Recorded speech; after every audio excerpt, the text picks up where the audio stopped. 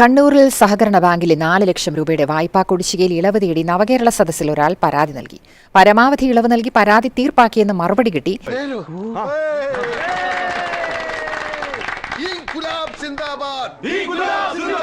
കുറച്ച തുക കേട്ടാൽ ആരും ഞെട്ടും. വെറും 515 രൂപ.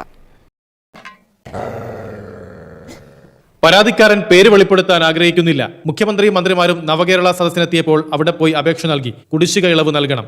ഒരു ദിവസം പണി കളഞ്ഞ് ഇരിട്ടി വരെ പോയി നൽകിയ അപേക്ഷയാണ്.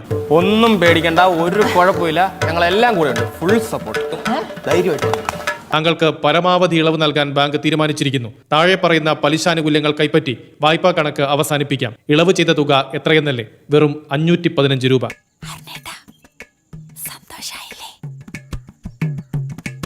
അതായത് 3,97,731 രൂപയിൽ നിന്ന് 515 രൂപ കുറച്ച് ബാക്കി 3,97,216 രൂപ ഈ മാസം 31-നകം ബാങ്കിൽ അടയ്ക്കണം. ജോസിന്റെ എല്ലാ പ്രവർത്തനവും നമ്മുടെ നാടിന്റെ വികസനത്തിനാണല്ലോ എന്ന് ഓർക്കുമ്പോ ഒരാശ്വാസം.